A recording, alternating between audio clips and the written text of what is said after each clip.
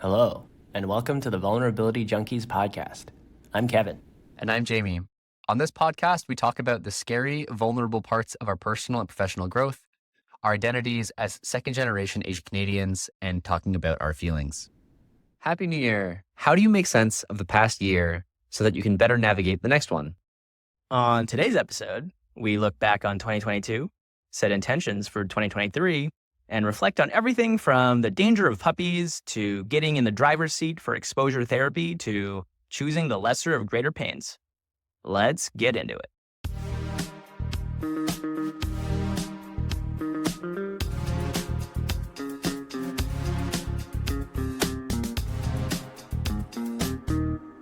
All right, we're back.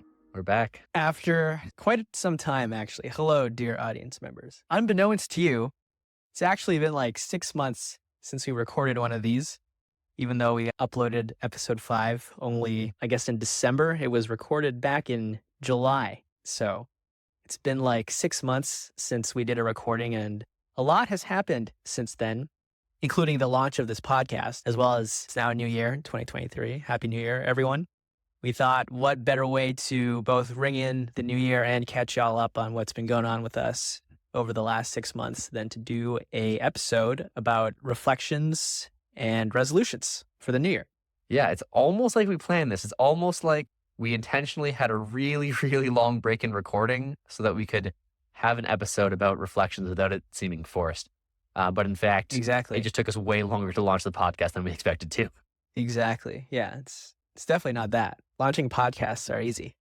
I guess. This is the part where I hope somebody's laughing, because yeah, it was definitely not easy, but here we are. Okay, how are we going to do this? Yeah. We're roughly going to follow that format of talking through reflections on how 2022 went and then lead into what that looks like for us going into 2023. The way that to do this that makes the most sense is probably we just go one at a time. So it's easier for y'all to follow along on each of our individual journeys, where we wanted to be in 2022, how we ended up doing, and then what that means for how we're going to think about goals in 2023. Yeah, exactly. I think there's going to be a lot of interplay between the things we learned about ourselves and the things that we focused on in 2022, and then leading in 2023, how our focuses are staying the same or shifting. So on that note, Kevin, how was your 2022? What was your process for figuring out how to answer that question?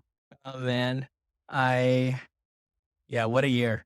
What a year. So much has happened.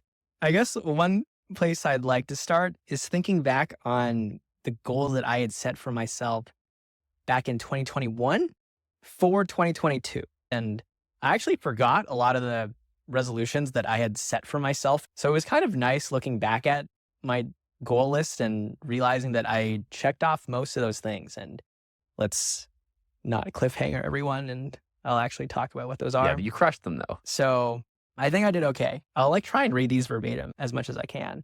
The first one, ironically, is probably the only one that I really didn't hit. In 2021, I had said that my top priority in 2022 would be to upload 1 YouTube video per week for the entire year. So that would be like 52 videos, and I uploaded 2. So that one didn't go so well. But my next one was literally, quote unquote, become good at job. And I'm happy to report that through some trial and tribulation, this past year has definitely been a career push, and I'm definitely better at what I do as a product manager now than when I started the year in pretty significant ways. Lots more to do in 2023, but we'll get to that soon. The next one was, I wrote it down as, it's okay to throw money at problems, and in brackets, spend money on personal happiness. This is kind of a bigger thing to unpack, but this year I definitely wanted to become more okay with spending money on myself and things that were just for me purely because I wanted them and they made me happy. That's something that I've really struggled with over like the entirety of my life. And only now, since having a little bit more disposable income, has that become a thing for me to work on. And this year, I definitely did that as well. I started paying for some pretty expensive things, which include the course that brought this podcast to life. I was really on the fence for a very long time looking at that price tag, but ultimately decided to take the plunge, and it's been life-changing. I also started paying for therapy, which is kind of expensive, but again, something that I've been wanting to do Huge. for years and years and years. I started spending more money on clothes and transitioning from, I guess, like cheaper fast fashion to pieces that like you'd invest in and like actually may last you years and years of use, but are more expensive and nicer. I spend money on concerts and travel, which historically, like I've never like really done. Like I might go to like one concert at most per year. And this past year, I at least had scheduled or planned like 5. And I paid for all of them. So definitely got to check that one off as Yeah. well. So I hear you talking about the ways in which all of these expenditures have been things you might not have done in the past, but in the course of intentionally changing how you think about money, how do you think your emotional relationship with spending money in this way has changed? To summarize, I think it's just intrinsically more understanding that I am worth it in a kind of literal sense because this is money and that it's okay to want something for no other pragmatic reason other than I think it makes me happy or I like this.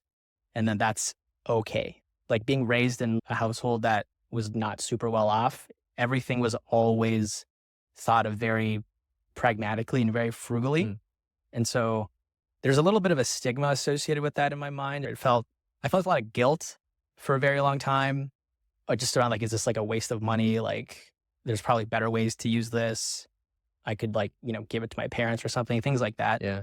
that came up as the like kind of the initial barriers that I, through a lot of processing and talking over with like you and other friends, realizing that my happiness is worth something and that's okay to spend money on. Yeah. So I hear you as you're sharing this. It sounds like this is true now, but I still hear a bit of like sheepishness and a little bit of like internal conflict even now yeah, talking about I have worth and like my happiness is worth something. So like how is it for you to share that? I think that's pretty on point. Like I still kind of feel myself pulling away from it a little bit as I say it. Mm. So maybe it's not fully integrated yet, but it's something that I've been pushing into. And we'll talk about how that I think that is going to continue to manifest in 2023. Yeah, for sure. Another one of these was to fill my cup, quote unquote, by intentionally scheduling time with friends. And I knocked this one out of the park. My original goal was to hang out with friends every like once or twice a week and to schedule it in advance and be intentional about who I was hanging out with. And I think looking back on my year, I averaged maybe like 3 to 4 times a week instead. So that one I think I did pretty good on and we'll look forward to continuing because a broader arc for this year across both the spending money on my happiness thing and spending time with people is that it's worth prioritizing my own happiness broadly. And it's okay to do things that are just for fun and it's not productive. It doesn't need to be productive. It doesn't need to be for some greater goal. The broader learning there is that I like learned to let myself have fun. And then the other related thing to this, which is also one of my goals, was to like increase my openness to new experiences and trying new things. I guess before, for example, I took the course that we're talking about, Relating Between the Lines. All I knew was a really good testimonial from you. I knew it was like pretty expensive and this hypothetical promise of value. And that was a risk because I didn't know for sure when I took the plunge that it would be quote unquote worth it in hindsight. But I was willing to take that risk to just try it out and be at peace with the fact that if this doesn't pan out, I'm at least glad that I went and took the risk and tried something versus, not. And then intrinsically knowing that that ability to try new things is like valuable. So, yeah.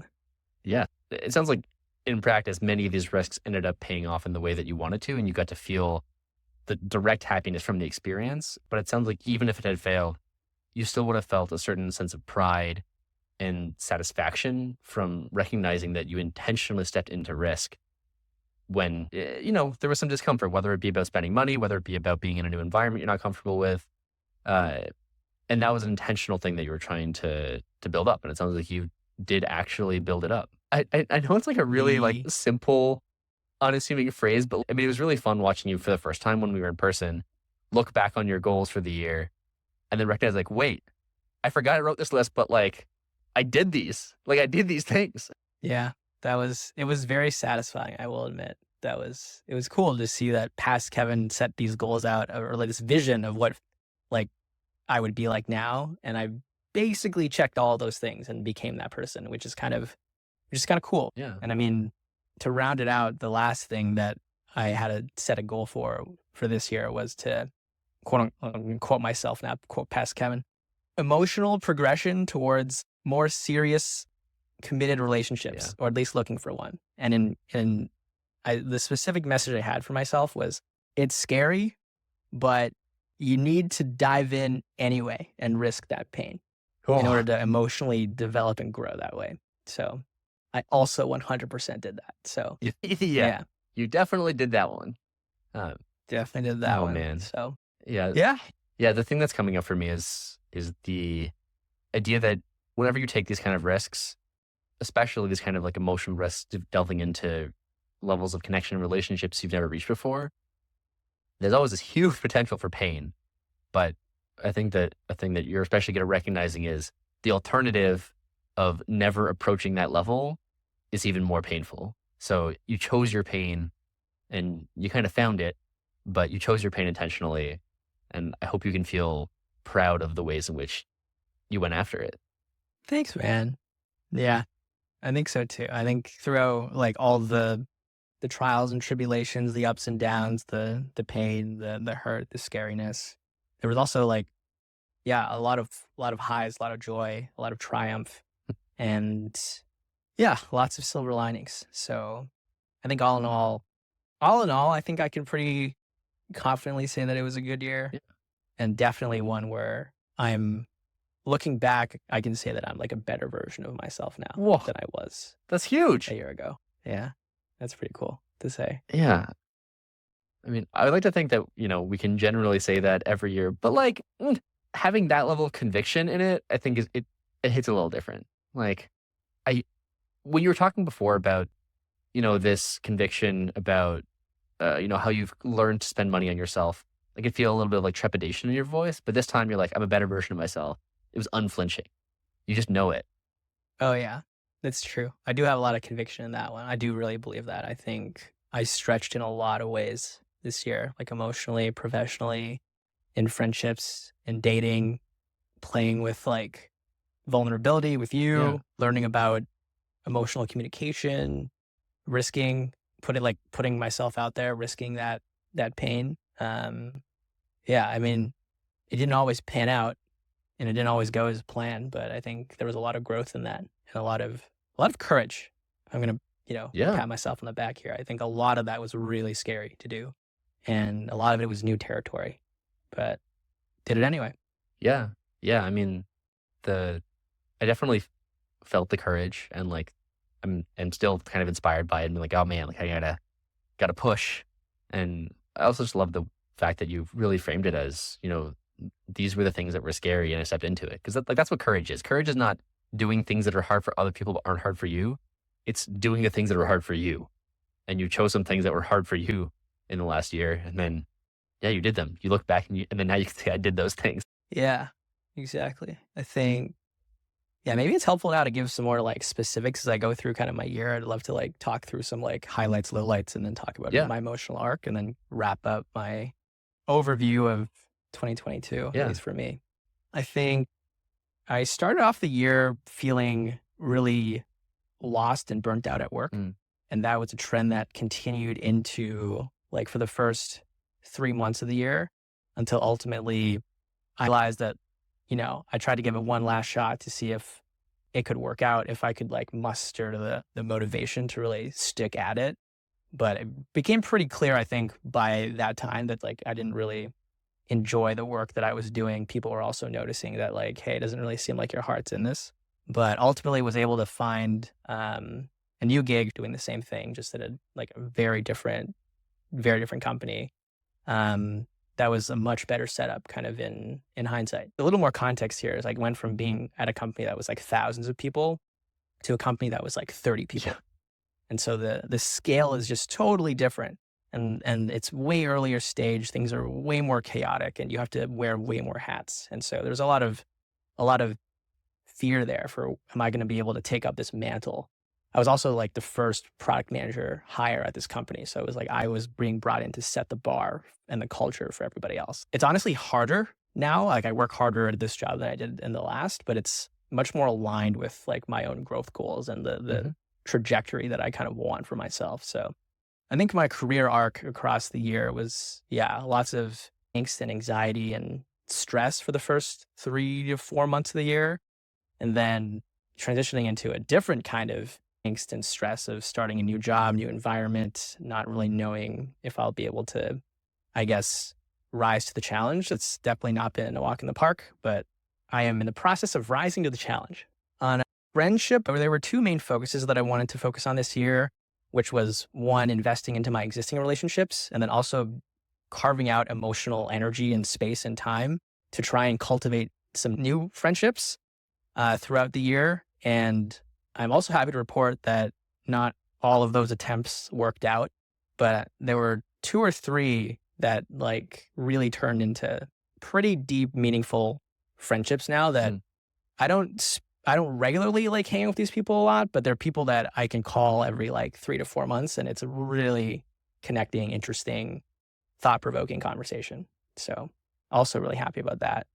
The last thing I guess I'll call it is that on the romantic relationship side, I was able to really work on my pretty deep-seated commitment issues and make some significant progress in terms of getting to this place now where I feel like I'm no longer inhibited by that same fear of emotional commitment and risking heartbreak and emotional pain from being in a committed long-term relationship. Yeah. Yeah. I mean, kind of across all of these things, the thing I'm hearing is in all these different domains, you're exposing yourself to new kinds of risk in a very intentional way. And you recognize that doing that could mean you get pretty hurt. And in some situations, you did get hurt, but that hasn't weakened your conviction to continue making those risks. Yeah. Yeah. That's pretty good. I think that's a pretty good summary. I think the key that is the key. The fact that you know that the fear is somewhat warranted because it literally is, the risk of pain is real, but having the courage to push through it for what you perceive to be worth it on the other side. That's the beautiful part. Yeah. And it's actually funny. I almost forgot to mention, like on this topic of getting hurt, I also fractured my toe. Oh yeah. This year. Thank you for both emotionally and physically supporting me through that, because here's the story. I was supposed to go to Coachella this year for the first time. That was, in theme for the whole try new things, spending money on new experiences, my own fun is worth it kind of thing. 5 hours before I was supposed to meet up with my friends to go into Coachella, I'm hanging out in LA. I'm on a scooter and a puppy runs out at me on the street when I'm on the scooter, and I end up having to jump off the scooter to not run over the puppy. And in doing so, totally shattered one of my toes. There was like, it was broken into like 4 pieces. I had to go get surgery within a week of that happening. And Jamie was the one that literally took me to go first meet the surgeon, took me into surgery, and then took me out of surgery as well, because you had to drive in back and forth and all that stuff. I'm pretty sure you also had to, did I puke? Did you have to handle a bag of my puke Oh, yeah. after I came out of surgery and was like totally, I was totally high on, I do. Yeah. I did. what are they called again? Painkillers? Yeah. I was totally high on painkillers. I forgot about that part. Totally I completely forgot about that part. Yeah. That was a little dicey. I had to like help you hobble. So I had to park my car where you're sitting in the back of the car with the puke bag. And then I had to help you hobble into your building while I just like left the bag of puke on the sidewalk and had to run back and then find the bag of puke and then go throw it out. I completely forgot about that part. Yeah. I was maybe half conscious through this, so I don't even remember it myself that too clear, but you told me after the fact. And then, I was disabled for 2 months effectively, and somehow still managed to convince all my friends to come visit me while I had was immobile and had a cast and couldn't move. That also canceled my plans to hypothetically go visit Portugal for the first time with some friends. Yeah. In the midst of you, like immediately after you busted up your toe, there was also this moment that for me kind of revealed like the intensity of your resilience, and that I remember after you busted up your toe, immediately went into, all right, how do I get this fixed as fast as possible? And how do I use my hustle to identify the doctor that like I need to help me get this fixed? Do you want to tell a bit of that story? Yeah. So the details here are I fractured the toe. It looked physically deformed. That was kind of my cue that I had broken something. So went to the hospital, went to the ER. They did an x-ray. They wouldn't show me the x-ray. They were just like, yeah, you should probably go see like a foot doctor at some point. And they gave me a phone number to call. And I called the person. Nobody really picked up. And then that was kind of it. But I had this sense of, okay, probably I should figure out what's going on. So I had kind of instinctively decided to make some calls to doctors back in San Francisco. They, at some point with the referral that I had from the hospital, no one told me this, but I think the referral itself had specified that it was somewhat urgent. And at some point, a nurse told me that, oh, okay, seems like a pretty pressing thing. We're going to try and patch you in or get you in contact with an orthopedic surgeon like ASAP. And I wasn't really expecting too much, but this all happened on the same day, by the way. So the fracture happened around maybe 1 o'clock. I'm out of the hospital, maybe 3 or 4, or talk to the nurse around 4 to 5. And then maybe 3 hours later, like 7, 8 p.m. So after hours, I get a call back from one of the orthopedic surgeon's offices. And they're like, hey, we got this referral in. It seems like you'd benefit from getting here ASAP. And I was like, oh, I'm still in LA. Like, when's your earliest opening? And they're like, okay, tomorrow's Friday. We can get you in here at 12 if you can make that time. And I'm like, let me look up flights. And then, yeah, that's when I like booked the flight, immediately came back. You picked me up, I think, and took me to that place around noon. And then, yeah, I went from there. And they were like, thank God you came in, because this type of problem, we need to operate ASAP. Otherwise, your foot's going to be permanently deformed or something like that. So. Yeah, man. I'm just like amazed you're able to maintain like clarity of mind throughout this whole thing, being like, yeah, I guess I'll make these 7 calls in a row. And I guess I get on a plane and just, do the right thing. In this situation, I would like to lie down and not think for the next 12 hours. Word. Yeah. I mean, I can't take all the credit. Shout out to my friend Jenny, who took care of me the entire time. The friend that I was staying with is a medical student. So that really helped because she was able to help decipher a lot of the jargon that they were using at the hospital. And she also gave me this pro tip of like, oh, make sure you ask them for a copy of your x-ray that no one gives you voluntarily. But it's super critical to have, because I don't know if you remember, I took that CD to every single person that I saw. I remember. So yeah. Anyway, yeah. I hear the appreciation for friends, but I also hear like a little bit of dodging the recognition that you actually hustled.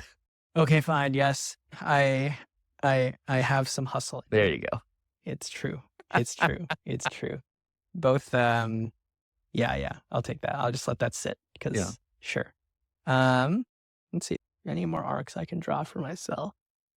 Well, we kind of like talked a bit about it already, but taking this course that you recommended, RBTL, was a pretty big part of this year in terms of my own growth and development personally.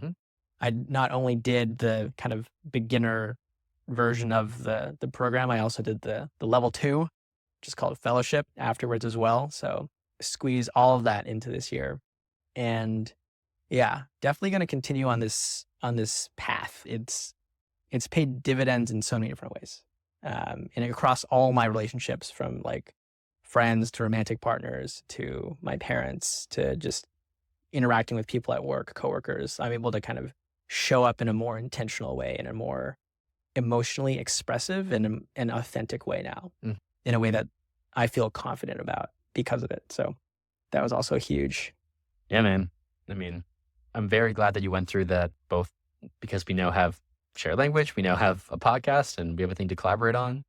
And I'm glad that you can see that it did help you grow in the ways that were important to you, and in the ways that, 2021 Kevin set an intention for. Huge. Okay. That was my 2022. Gonna talk a little bit about maybe 2023 now. What's happening? A lot of it is honestly just continuing a lot of the intentions that I set for myself last year. They're kind of all keep doing this or level it up even more. One being, definitely want to keep doing the filling my cup thing and carving out intentional time to be with friends on a pretty regular basis. I want to keep up to like 3 to 4 times a week kind of cadence. That seems to be my natural convergence point. The new thing that I want to add to this is I've realized that there's another dimension to filling your cup, because filling your cup is all about re-energizing, right? And for me, I've learned that I re-energize a lot from connecting with people that I deeply care about, aka friends. And one thing I'm realizing is that there's this other concept of processing emotional baggage that it also has flavors of recharge. The kind of metaphor that I've been working on for this is kind of like if filling your cup by hanging out with friends is kind of like, I don't know, putting gas into the tank of a car. There's the other part of the equation, which is kind of like cleaning out the engine, taking the gunk out of it so that everything runs better. And I realized that I need more intentional time to do this. And the mechanics of that are pretty basic, to be honest. It looks like journaling, going on hikes and talking to people and reflecting, and maybe a little bit of meditating as well. But it's mostly just like quality, quiet time with yourself, maybe with like one or two trusted friends, where you can just go on a walk and like start talking about the things that have been burdening your mind, and getting that off your chest and relieving that tension is a way to recharge your like emotional capacity to take on life's challenges, which inevitably kind of take a toll on you emotionally. They tire you out. And so that's kind of a nuanced new dimension to recharging that I want to really explore this year. Yeah. It sounds like you don't want to just keep trying to cram higher and higher volumes of gas into a car while the engine is deteriorating. Like you want to recognize that you want to be putting that fuel to good use. And to do that, you need to make sure that your own like emotional engine is in a good, it's like in good working order, that you feel clear, that you feel aligned, that you don't feel bogged down by the, entire history of your own life. Yeah, exactly. And I think that's going to be good. The other thought about this that it's a related goal, which is to get more comfortable with being alone with myself and my thoughts. I've just realized that I'm very uncomfortable being quiet, like at home alone with just myself and my thoughts. Like, I don't think I like myself very much. It brings me the feeling is anxiety, to be honest. Like my chest gets tight. I like immediately reach for a distraction, like social media or going on YouTube or being productive. Just, I don't want to be alone in my head with myself. And it feels like that's worth working on. And I think the way that I do this is it's kind of the same thing as I was talking about before. I think the mechanics of it are the same, like finding time to just be like at peace and calm with myself, or like, I guess the goal is to be in a peaceful state, or the goal is to be in a place where I can just be at peace with myself. And I think the way that I work towards that is just by trying to find a sense of centeredness and a sense of calm with myself on a regular basis. And functionally means I'm going to try and carve out like an hour a day to just do that. Be quiet. It's a quiet time. I'm going to spend some time meditating, going to spend some time reading, going to spend some time journaling and reflecting on just what's been going on with me. Yeah. I definitely think that finding a way for you to in a non-conflicted manner, say like, I like myself. I like being with myself is a super valuable thing. It's super hard. A thing that I'm still working on as well. I'm also really kind of selfishly excited to hear the reflections that come out of that process of the hour a day sitting with yourself. I just like understanding and hearing more of your internal mechanism. And this sounds like it's going to be another generator of that kind of stuff. Yeah, I think so too. The last thing that I'll say about this is, and again, you and I talked about this briefly, I spent some time over the holidays as well with my parents, just looking over some of these like ancient Chinese texts, like of like wisdom, old tomes kind of thing that my parents need to translate for me because they're written in old Chinese. And one of the recurring themes that came out was just like, they very much stress the importance of having quiet time, that calm, quiet time with yourself as a predicate to basically all good things in life. They're like, you can't, without this sense of calm and centeredness and being at peace with yourself, you can't focus on working hard. You can't learn properly. You can't really truly see possible paths for yourself forward in terms of getting clarity on what you want in life. They're basically like it, and these are documents that were written like millennia ago. They're just like everything is predicated on your ability to be calm and centered. And that was just kind of a really strong +1 to this direction that I was already kind of considering.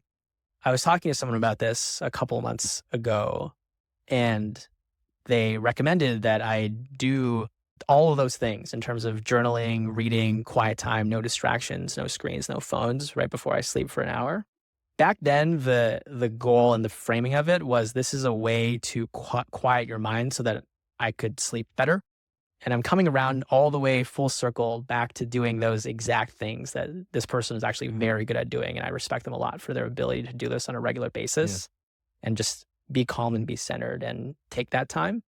I'm coming full circle back to that exact set of practices now with this kind of new framing, which I'm pretty excited about. Yeah, man. I know that you really, really, really like people. And I know that in the past you have been not always the most comfortable just sitting on your own. So I'm kind of just looking forward to seeing what falls out of this. And I'm sure it's not going to be, uniformly happy fun times. I definitely remember when I first started meditating that the first couple weeks of trying to do it, trying to sit still for 20 minutes was like excruciating. And it got better. So I'm really interested to see what the arc of this looks like for you and the discoveries that you stumble upon in the way. Yeah. I think, the last thing I'll say about this is this is not the first time that I'll have attempted something like this. My learning from all those previous attempts is for some people, AKA introverts, I think, what I just described is an incredibly rejuvenating and energizing process. For me, I've come to accept that it's actually going to be an energy cost. I don't think it's going to come easy. And I think I'm going to have to dedicate some part of my emotional battery to doing this every day because it's going to cost me energy as opposed to recharge me in the moment. But I think it's worth it for all the aforementioned reasons. Yeah. I'm also interested to see if over time it stops being a drain. Like, I suspect that at least part of what is draining about it is contending with a mind that doesn't like you. And that if you're able to get to a point of greater self-appreciation, then it will be rejuvenating rather than draining. But that's not an easy path. So I definitely agree that at least at the beginning, it's probably going to be draining in exactly the way you said. That would be great. I would love for that to be the case. But,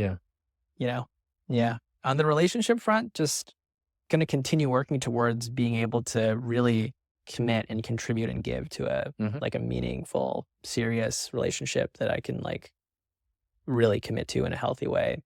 I definitely have some things to work on before that through therapy and processing and talking to friends. But ultimately, the goal of all that, I think, is to get to a place where I can get to a place of self-love for myself and learning more about emotional regulation. I think this emotional regulation part is kind of interesting. It kind of came up for me in therapy recently, but I do view it as the next step of my RBTL journey in a way where through the course, I was able to get really much more in tune with my emotions and give them labels and talk about them and articulate them. I think the next step is kind of going a step further and understanding that just because the emotion is there, you don't have to act on it every single time. And maybe in some situations, it's best not to immediately talk about things or unpack things. And even beyond that, you can think about the emotion as a signal now that you can recognize as an input. But it's also worth asking sometimes, why do I feel this way? And unpacking that as a way to diffuse emotions that you might view as negative. An example of this was earlier today, I was in the car and my parents were talking, and I just remember starting to get annoyed at my mom for saying certain things in a certain way. And I noticed the emotion, I labeled the emotion, and I was like, there's a world where I could articulate this and be in a, kind and direct way, I could talk about what I'm feeling in this moment. But I was like, or I could think about, why is this coming up for me? And instead have some empathy for why my mom is saying the things that she's saying. And when I adopted that lens, the frustration went away. And I was like, more of that. across my entire life, I think would be pretty good. And it just speaks to a greater sense of mastery and control, essentially, over both my emotions, but also how I respond to my emotions. So I think that's kind of that's what I view currently as my next step. Yeah. So I'm hearing a desire to examine sources of emotions and also recognition that sometimes it's okay to just sit with them rather than view them as pushing you towards needing to do some certain action, and recognizing it's a choice. As you were talking about the example of frustration with your mom, I'm glad that it feels like an option for you now to explore that. I hope that you can work in that direction of development without coming to a place of like frustration about frustration, that you can come at it without judgment of yourself for feeling that way. Because I've been through paths of judging myself for feeling angry, and then it can be a very knotting up experience rather than a freeing one. But if it's a new angle for you to explore, and you view it as a tool in the toolkit rather than the one true way, then I agree it can be quite liberating. Nice. Yeah, that's a good way to put it as well. Just more tools in the toolkit, more intentionality and more control over what tool to use when. I definitely think this past year, just learning all these new RBTL skills, I just got really excited about them. And I worked on them quite a bit, but I think in some instances was a little too trigger happy with them. Yeah, that sounds right. So I think the rest of my goals are pretty straightforward continuations from last year. One is to continue investing in my career and really grinding at work and showing up to learn and be the best product manager I can be, to get really good at my job. On the creative content creation side, I'm going to lower my expectations for YouTube, and hopefully it's more achievable to like once a month. Okay. So just 12 this year. I couldn't do 52 last year, but maybe this year I can do 12. And yeah, this podcast, like keeping up our every 2-week cadence. Now that I'm literally back on my feet, I think the fitness journey needs to come back, and I want to get back to, gymming on a regular basis. Call it like exercise, maybe like 5 to 6 times a week across going to the gym or stretching or going to play badminton or dance classes. And yeah, the new version of this being willing to spend money on myself is, I think I want it to be more travel focused this year. Historically, something I've always punted on, and kind of just realizing if I don't pull the trigger now, like there's just less time and less space to do it. So I think this year I want to travel more. I think this is also from a conversation I had with somebody a couple months ago, but at the time we were talking about the idea of doing a solo trip. And I've had this conversation with several people actually, but I've always been averse to it because I'm like, people make me happy. I don't like being alone, but on the same theme as we've been talking about my other goals, like I want to get better at being just happy and content hanging out with myself. And I think I want to actually give it a shot, because I've always been very pessimistic about my ability to solo travel, but maybe that's worth testing. So I want at least to do one solo trip, and then at least one other trip with friends, and then maybe a third. We'll see. But yeah, man. Yeah. Are you finally going to go to Asia? Yeah, I would love to. I think, I don't want to hard commit to it yet, but if not this year, definitely next year. Asia's somewhere. I need to hop to the other side of the pond for sure. My last thing is to also just keep pushing on advocating for my own wants and needs. Keep asking myself, what do I actually want in this moment? And to listen to that voice, but specifically being more intentional again about when I listen to that and when I choose not to.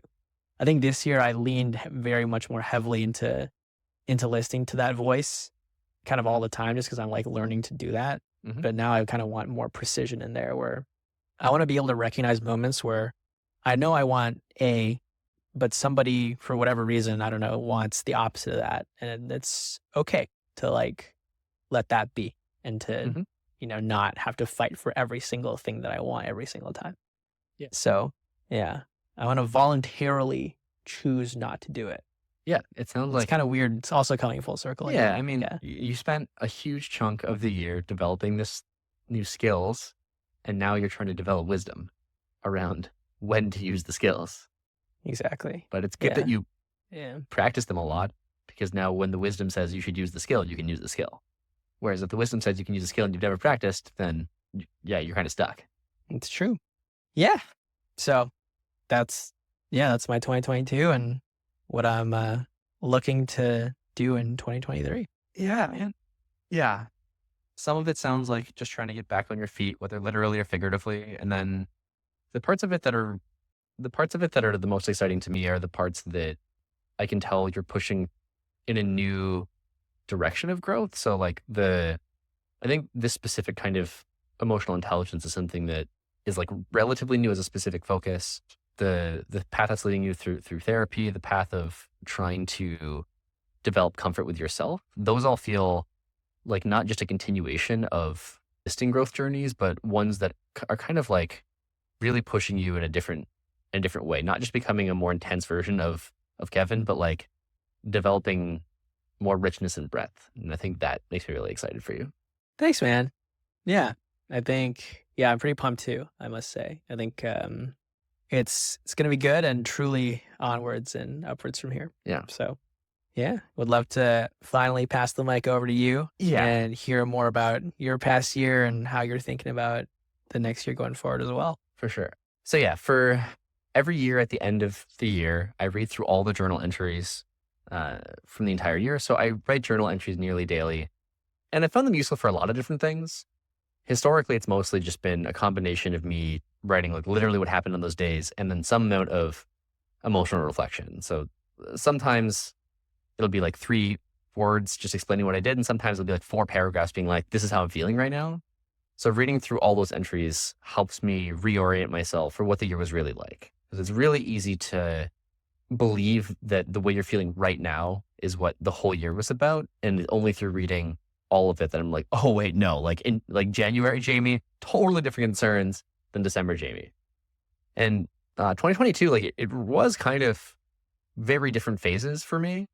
So the first phase was just me kind of reorienting myself after leaving my job. So I left my job in November of 2021. The final month of that year was kind of just me like running around talking to people without any specific goals.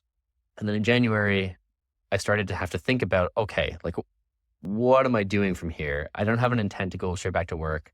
I knew that I wanted to take quite a while away. But I also knew that I wanted to spend that time figuring out how to forge a path forward. So that kind of came out in a couple different ways. One of them is that there was a number of things that I had known for years that I wanted to work on. And some of those are these more external facing things, like I wanted to get much better at Cantonese. And it's a thing that I had worked on for quite a while, but I ramped it up really significantly in 2022. So I think within the first couple months, I ramped it up from like about 2 hours a week to about 5 or 6 hours a week. And then the last 4 months of the years, it ramped up to around 20 to 30 hours a week as I actually moved to Hong Kong. So there's these kind of external things, but usually underpinning these external things, there was some persistent source of anxiety or discomfort about myself that I was trying to address. So the Cantonese learning journey is in some ways a very roundabout way of addressing some portion of cultural identity for me. And then I can dig into that a little more later, but there's other parallel things that were happening at the same time in other domains. So another one was I've historically been very uncomfortable driving, and it's always been a thing that bothered me that I was uncomfortable doing this. It would just manifest as anxiety and nervousness and just like a very intense awareness that if I had a lapse in attention, then there was real physical danger. But for each of these things where I had this kind of like anxiety root or this internal conflict root, and then I was able to find like what a relevant external activity was, I did actually make like pretty significant progress last year. So on the driving front, for instance, in January, I bought my first car. I had like kind of shared ownership of cars with people before, but I think really having a car that was my own was in some ways a special marker of this. And I drove that car way more than I drove cars in the past. And one of the reasons I cared about this is because of the ways it unlocks my ability to support other people. So for instance, the story that you mentioned from your year of busting up your toe and then needing transport to the hospital, I was able to support you in a way there. And then it was only because I had made this very intentional effort to push past anxiety for driving that I was able to actually support you in that way. So it was really gratifying to see not only that I had been making intentional progress, but that it did like yield real things I was able to do, new capabilities, new freedoms I was able to have that were just not accessible to me before. And then on the Cantonese learning journey front, I started the year with around 200 hours of practice, and then ended the year with around like 750 hours of intentional practice. So intentional practice here means a combination of one-on-one tutoring and reviewing flashcards. I did a lot of flashcard review last year. And again, the anxiety root there is like kind of an unsettled sense of cultural identity, and that the community that I feel the strongest affinity towards is the kind of Asian Canadian, Asian American, and really specifically the Chinese Canadian community. But I've always felt like an outsider, in part because I'm not fully Chinese and I don't look like I'm Chinese at all. I look like I'm white. And the unlock here is that I would go through the same conversational cycle over and over and over again, where people would, once they discovered that I'm half Chinese, they'd usually say like, "Oh, you look really white." And I'm like, "I know." And then they would ask, "Do you speak the language?" And I'd be like, "No." But now I can say yes. Like I speak some Cantonese, and I don't feel like I'm bullshitting. I'm not fluent. I don't have any illusions about that, but I like meaningfully speak some Cantonese. Like I can actually communicate real ideas with people. If people are patient, I can have like a real conversation. So it's converted from this point in conversation where I feel consistently a sense of disorganization and shame to a point of pride, where I can talk about, rather than it immediately talking about like family history that yielded my disconnection from it, and now can talk about like, yeah, I made this concerted effort a couple of years ago. Well, right now it's like this year, but at some point it's going to be in my past. I made a concerted effort to learn. I spent like hundreds of hours doing this. I went to Hong Kong, and now I speak some amount of Cantonese. It's this point of pride rather than this point of disorganization and shame. So I'm really proud of the fact that I like lessened, I wouldn't say removed, but lessened my anxiety around driving. I lessened my anxiety around feeling, I would say I lessened my picky eating habits. So another very large change for me is that I just don't consider myself vegetarian anymore. And I think that is perhaps an entire topic for another episode. So I'm not going to go too far into that. But that was also a very concerted effort over many, many years. So it's been really satisfying to see these intentional efforts to address different facets of anxiety really shift over the last year, after them being these weights that I have felt for like decades. So it was really Yeah, that's empowering huge. to recognize that I can shift these weights. Yeah, I'm kind of hearing a similar trend here where it sounds like this year was also a big year for you in terms of pushing past the fear and these blocks that you had felt for years and finding the growth on the other side, and now being able to look back on it and being like, heck yeah, I did. Yeah, yeah, totally. And earlier I was talking about, in thinking about the kinds of challenges you were giving yourself, like you were leaning into a kind of pain, but it was because you recognized the alternative was worse. And in the situation, yeah, I mean, doing these things is uncomfortable. Like sitting for hundreds of hours in classrooms where I'm always like significantly confused about what we're talking about, and sitting for like hours and hours and hours in cars doing something that I don't have like a visceral desire to do, was not like always fun in the moment, but I always had this very clear memory of what it was like when I was avoiding doing these things. And that was a different kind of pain that I think was worse.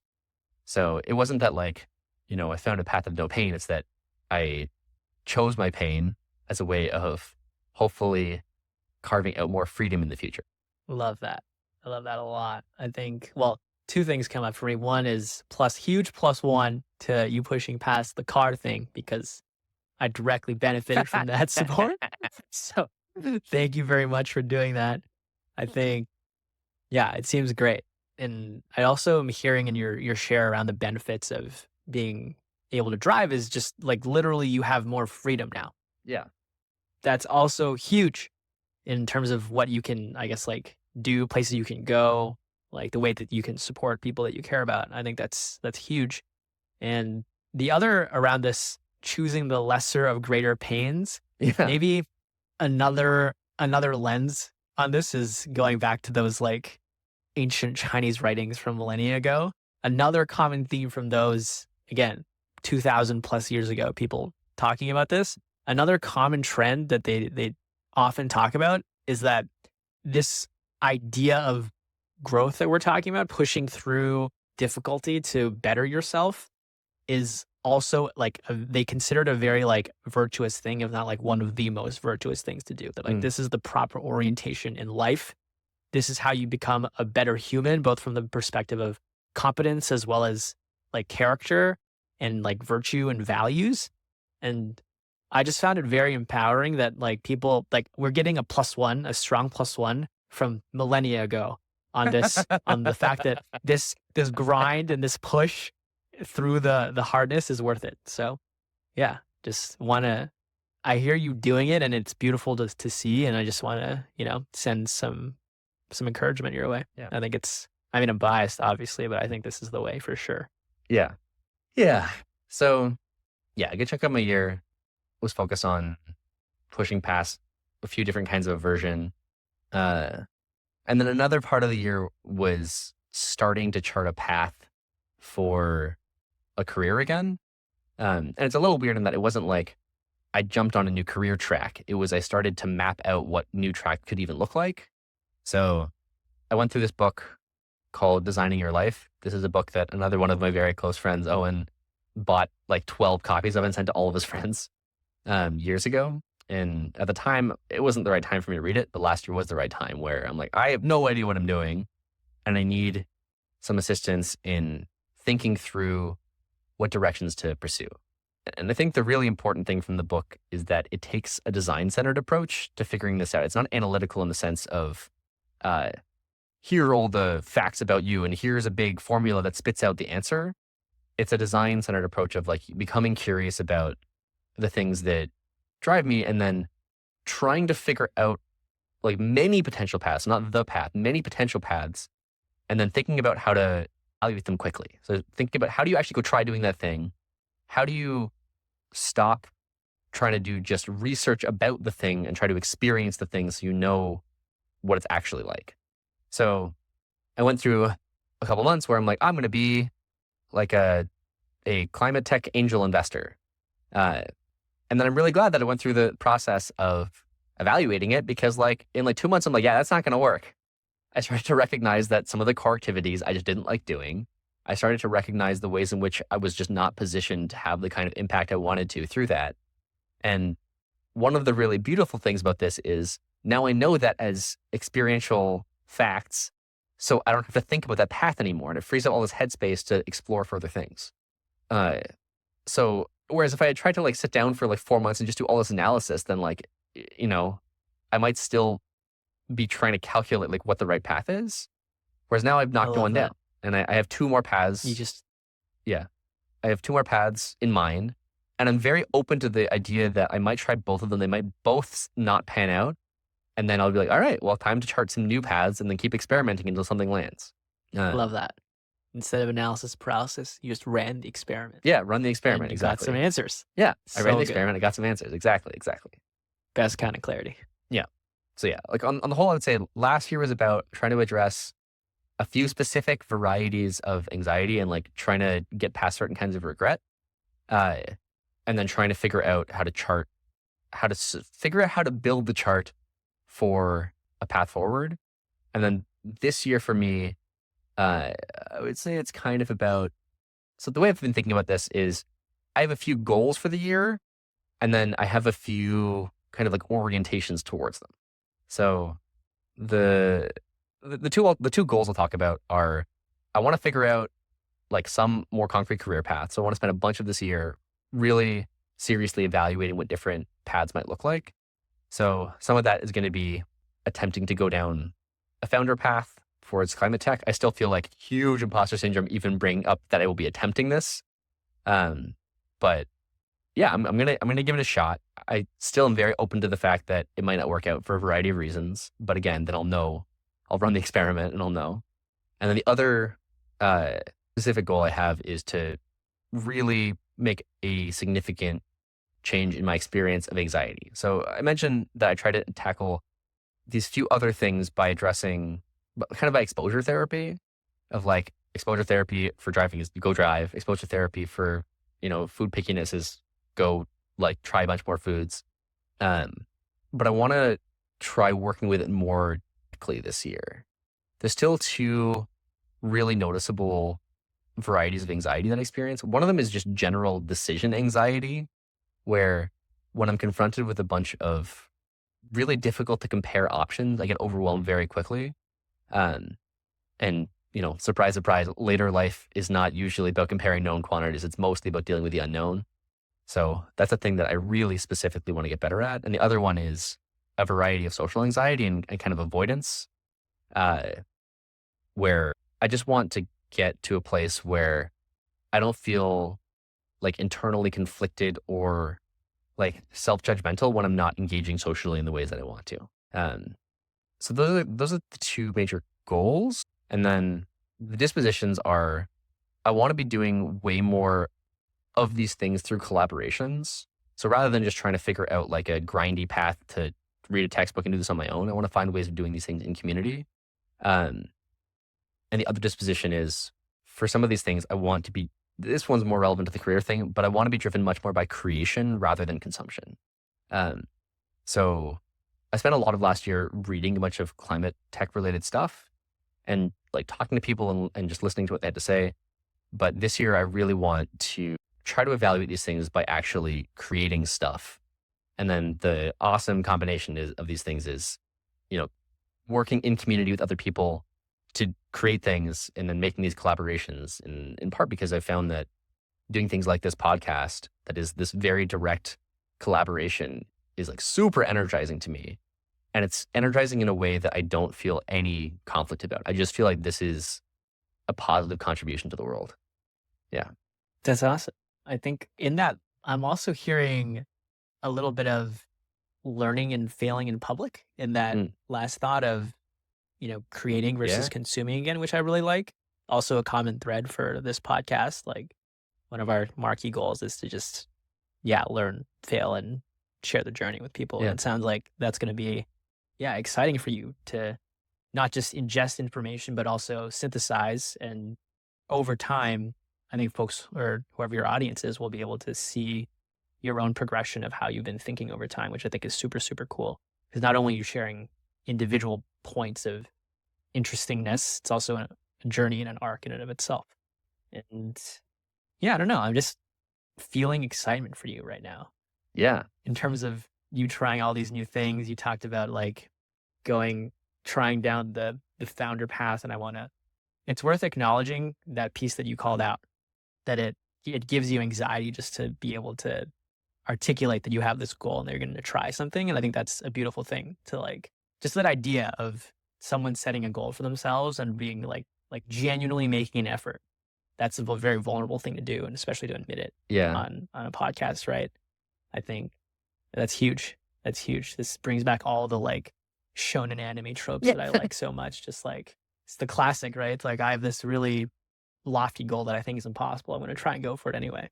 So I'm hearing a lot of that type of energy, which makes me very excited for you. Yeah.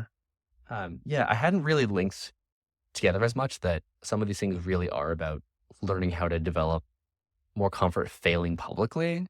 I think that's true. And I think I am trying to orient more of my life towards that. Because I think that is in a certain sense, like learning how to not hide. And the desire to hide feels childish in not a fun, playful way. And I want to embody the adult courage to earnestly try and then to own failure when it happens. I love that, dude. It's like literally what I'm hearing is I would like to not be weak. Yeah. I would like to have like strength of will and character to be willing to genuinely try something, risk failure, be okay with that failure for the sake of becoming better over time. Because you know that you'll learn and grow and develop. Yeah. Yeah. Yeah, totally. Oh man, That's like one of the Mm. best things in life there is, I think, like period, full stop. That thought and that intention right there. Mm. I think that's huge. Yeah. Well, the idea of like earnestly putting in effort. I think this one of the things that I've consistently found about why I find watching anime, in particular shonen, energizing is it's one of the only mediums that I watch where you can tell you like see characters earnestly trying and failing. Whereas like Failing, so yeah. much Western media just shows characters showing up already like amazing. And then the kind Right. of ideal character archetype is one where they win without even trying. And like Right. Flawless victory. exactly. Yeah. Or if anything, they like unveil that they were even more capable than you originally assumed. Like you think of like even though Tony Stark has these moments of obviously trying, the character he's trying to put out is always like, you know, uh, invincible. Whereas there's so many times Right. in shonen where you see people like you watch them recognize that they're not strong enough, and then you watch them train until they're stronger. And I just love the earnestness of recognizing that there is that gap, and that the recognition that pushing through that gap is really hard, and then doing it anyway. Yeah, exactly. Yeah. I mean, huge plus one. I like watching shonen for the same inspirational reasons, like watching just characters who are good people work really hard at a thing, even though it's really, really hard, seeing them put in a ton of effort, fail, more effort, fail. And then it just makes it when they eventually get there so satisfying. Yeah. You're just like, yes, that's what I want for you. Now you're inspiring me to also do the same thing. Like this is the energy Yeah. of life in a way, Yeah. at least for me. So yeah, Yeah. Oh man. Yeah. I'm looking forward to the year. I am nervous and excited, which, those things always coexist for anything that's entails real risk and challenge. So yeah, that makes sense. All right. So I guess to wrap things up, let's, how are you, if you had to summarize how you're feeling right now in a single word, what would that feeling be after this conversation? all right, I got my big emotional thermometer. This is a chart we got from Relating Between the Lines. It helps us develop our emotional vocabulary. I'm feeling optimistic. I think that is the dominant emotion right now. What am I feeling? I'm struggling to condense it to one word. So I'm going to give like 3. Okay. One is like hopeful. Another is motivated. Hmm. And either joyful or optimistic. Some kind of combination of the two. Yeah. I just think like despite like all the trials and tribulations and the ups and downs of life, like at the end of the day, it is truly upwards and onwards from here, and it's only going to get better. So yeah, I'm partially saying this because I feel it now. I know it's hard to remember, but it's also kind of a reminder to hopefully you listening as well as future Kevin when he listens back to these things. It's true. It might not feel this way at any given point in time, but over a long enough time horizon, you'll see that, that everything is trending in a positive direction, even if right now things could be up or down. Yeah. So, all right. Yeah. Here's to successful and happy and just great 2023 for you and me and everyone else here listening. Yeah, let's get it. Cheers. We'll see y'all in 2023.